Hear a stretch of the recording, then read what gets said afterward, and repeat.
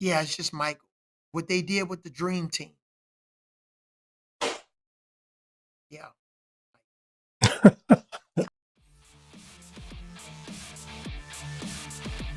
All right, welcome back to the channel, everyone.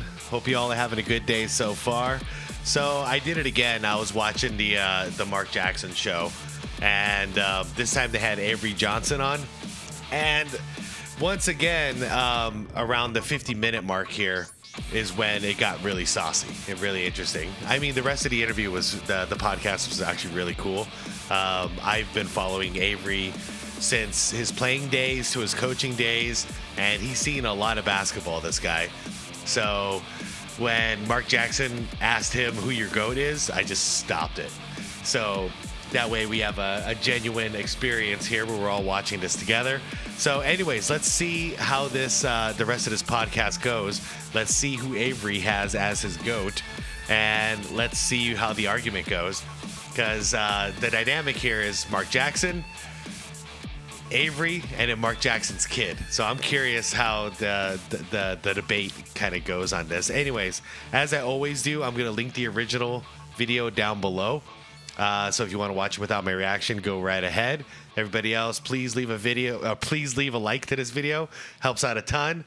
And without further ado, let's do this. Let me ask you this question. Who is your GOAT basketball player? You've seen a lot. You've played against a lot and you witnessed a lot. Who is the greatest basketball player of all time? Yeah, so, we can really peel back all of the numbers. You can even go with the eye test, but everybody else is a distant second behind Michael. Just a distant. And there's no disrespect on it. So please do not send me anything whatsoever. Right? Okay? It's my opinion. Right? Yeah, Michael, just for all the different reasons, but when you win 6 championships, you're the MVP of all 6. You never get to a game 7. Yeah, no game 7s.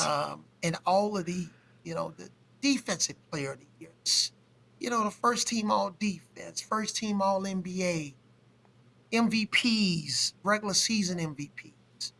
I think there was another stat that, he didn't have as many as the revolving door of free agents that he played. And he did it with one team. One team. And he had to go through Detroit Pistons and the Boston Celtics and the Lakers, Phoenix Suns, and Clyde with that Portland team that could have easily won championships, and Karl Malone and Stockton with Utah. The rules were different. Karl Malone and Stockton in Utah, the same team that swept the Lakers twice, I believe. And that was the Shaquille O'Neal led Lakers, by the way. That team was no joke, man. There was a lot more restricted freedom of movement and physicality. So yeah, it's Michael, and I just the clutch shots and just two-way player. Yeah. Yeah, it's just Michael. What they did with the Dream Team. Yeah. Yep. I'm right there with him. To me, it's not even close. Like, MJ is the final boss. That's how I see it. And there's nobody that is even close to being ready to face the final boss yet. That's just the way I see it. And like Avery said, I feel the same way. It's no knock to any of the other greats.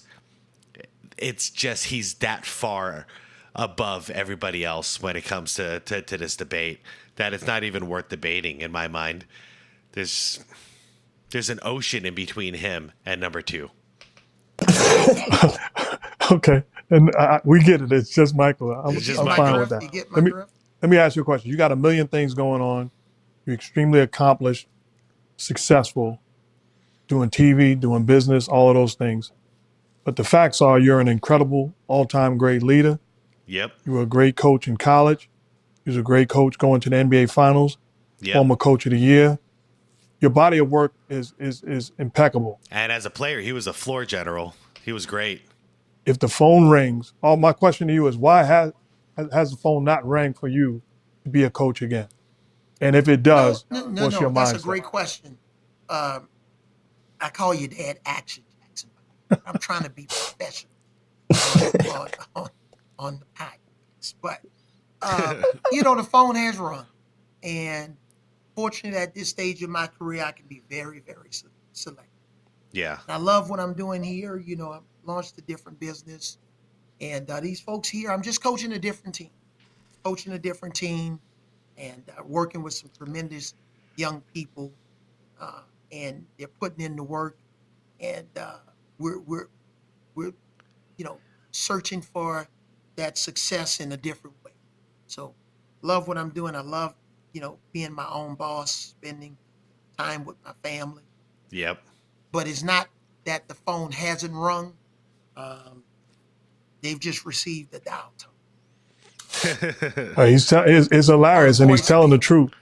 It's hilarious, and he's telling the truth because I get phone calls, and he's surprised that those calls aren't to me and how I'm not coaching anymore.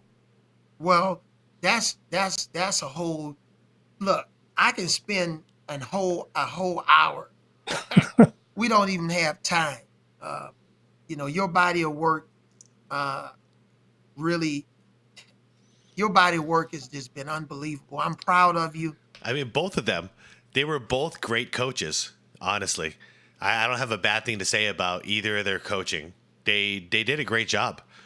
Him in Golden State and Avery at Dallas. Um, I believe he brought them to the finals that year, right?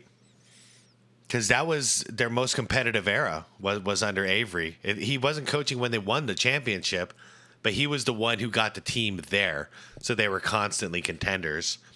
And Mark Jackson, man, he got fired 1 year too soon when it comes to Golden State. He missed out on one of the greatest dynasties we've ever seen. Uh, both as a player, coach, in the media, as an analyst, and hey, like I told you before, if my phone rings, they need to call you, brother. They need to call you. Get back on that sideline action. Yep. Get back on that sideline. You're gonna have probably about 4 or 5 jobs open after this year. Get on that sideline. And don't and now that they paying players in college, don't rule out college. Right. Right. No, I'm fine with that. But talking about paying players in college, what are your thoughts on that?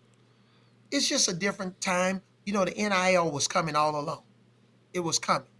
And this name, image, and likeness and all that these players can participate in and be able to monetize their brand, it was coming. It was. But I remember when LeBron was in high school still.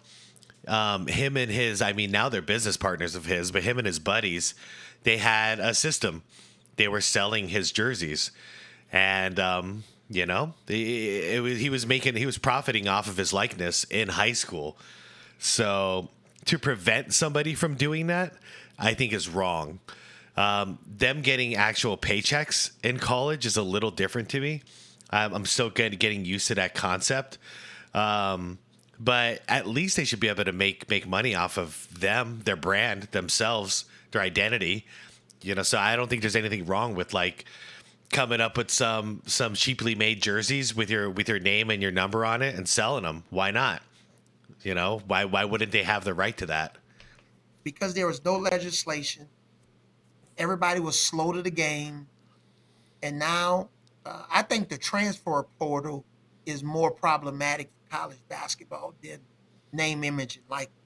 Uh-huh. Because kids could just bounce. You're re-recruiting your players every day, every week, every month, every season. So I think that's a little bit more problematic. Yeah, it's like what's going on in the pros too. People can leave anytime.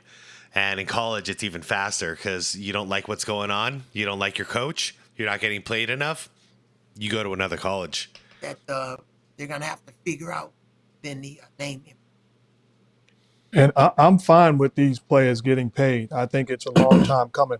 You were fortunate enough to play for legendary Ben Jobe. I was fortunate enough to play for a guy that's about to turn 100 early next year, and the great Lou Wow. Connor II, Coach Connor II. These guys care.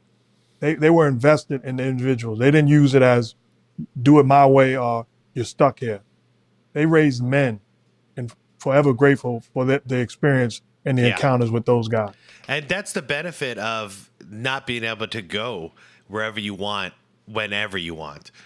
Because if you're stuck in a situation with a coach who you might not see eye to eye with them, well, now you have some adversities to work through. And I think that like Mark Jackson said, that's where boys become men, and girls become women, is through working through these situations with an authority figure and seeing how can I help him achieve his vision then. And I see it's a different level of entitlement these days when it comes to basketball players, because even in the pros, if their coach, says something they don't like, they can go out and get them fired. They have so much power now, or you demand a trade. One or the other, fire the coach or I'm out of here. And in college, it used to not be that way. You're part of a system. You do your best to make yourself stand out in that system, but you're here for the team. And that coach is, he's an authority figure on this team. Yeah, you don't have enough time to build those relationships with players. Yeah. Forget about the one and done that started, at certain schools. But now with the other schools, it's not just one and done because the player is going to the pros leap to the NBA. Yeah. He's going to transfer to another school. Yeah. And he may transfer to another school after that. We always talk about it's a one-time waiver rule. Man, kids have been going. How many times I'm looking at a bio of a kid when I'm getting ready for an NCAA tournament game, and the kid is on his sixth school, fourth school, fifth school. It's just we live in a different world, and I think until they really solve that, we can't address any other issue. I agree. Last question for me. Thank you you've been so kind with your time. What are you thinking about when you see legendary comedian Kevin Hart do an impersonation of Avery Johnson, the general? Well, I told my daughter, I said, look, I know you're about to take on this new job. And Kevin Hart's a part of that, part of this organization. I said, when you see Kevin Hart, I say, you better grab him and put him against the wall in the hallway and tell him, stop talking like my dad. And then give him a hug and tell him I said hello and I love his work. That's awesome.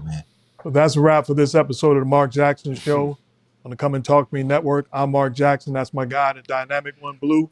We are so grateful to have the legend, one and only, my brother, family for life, Avery Johnson. Thank you for your time, man. Love and appreciate Thank you, Coach. Continued blessings. Remember, my guy Champ asked me a question. He said, you know why rats die at the end of every story? I said, why? He said, because rats' overwhelming desire to get the cheese. See a rat will see the trap and know it's a trap, determine it's a trap, and still face death getting the cheese. My question to you is, what's your cheese? Is it the car? Is it the career? Is it the checks? Might even be the chicks. Whatever it is, it's time for a change. I want you to live. Blessings. Interesting message at the end there. I feel like he's talking about addiction at the end of these podcasts. What's your guys' take on that? Because it feels like if you want something that bad, you need to have it even though you know it's going to kill you, and you still do it anyways. I feel like this is an analogy for an addiction. But, man, him saying, I want you to live. I don't know. Am I way off base on that, guys? Is that my behavioral health brain coming back here? Anyways, cool podcast as usual. Avery, no big surprise, I guess, picking MJ. And I like how definitive he was about it, because that's how definitive I am these days about it. Like, I don't even humor it, because until somebody new comes around that can challenge the final boss, it's not even something that I want to humor, because there's oceans dividing MJ from his competition. and it wasn't unfairly done. He did it. His body of work is just that good. His body of work is just phenomenal.